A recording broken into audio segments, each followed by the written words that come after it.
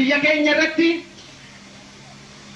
mirga mirgi keenya mulqamee sadarkaa lammaffaatti jiraachuu namni biraa akkaataa nuti jiraannu nu murteessu kana didaa turre arras ni mormanna borus mormachuuf qophii.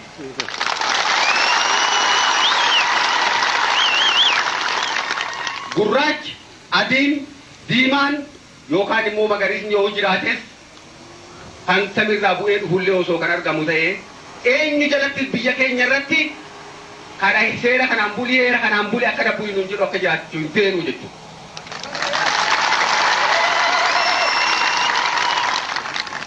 Abbaan wajjin biyya keenya irra jiraachuu barbaade mirga uummata keenyaa kan inni biyya irratti qabu abbaa biyyummaa isaa kabajuudhaan nu wajjin jiraachuu ni danda'a jechuudha.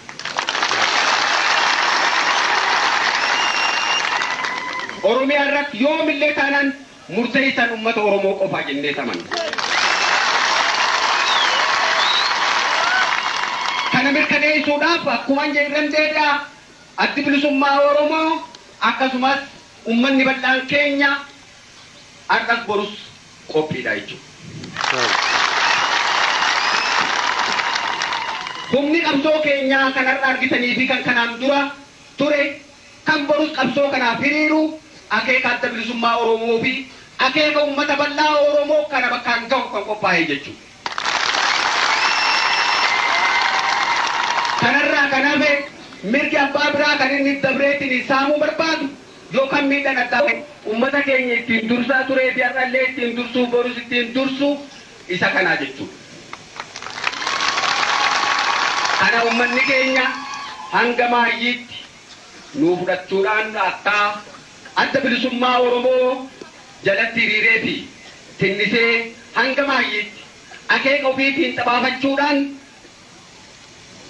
akkuma ummatoonni biraa biyya irratti kabajamanii jiraatanitti kan kabajaa itti harka ifiitti galfatee jiraatu ta'uu qabsoo bifa barbaachisa hundaa'uu haala nagaa keessatti akka nagahummaa danda'ame haala biraa keessatti immoo akka barbaachisatti akka itti ummanni keenya qophaa'u jenna.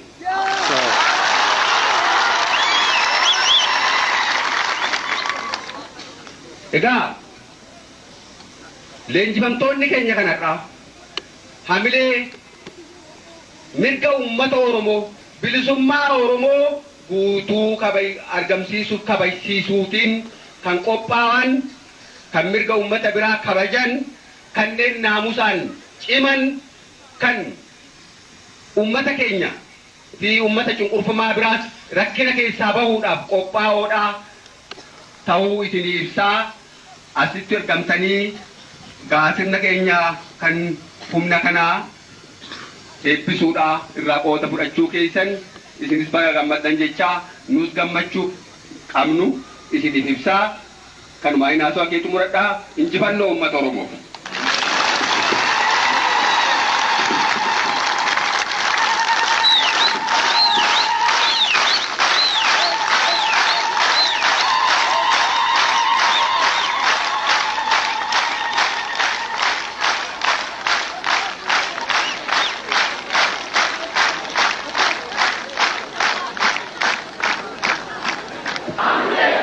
injifannoon kan uummata Oromoo haa ta'u.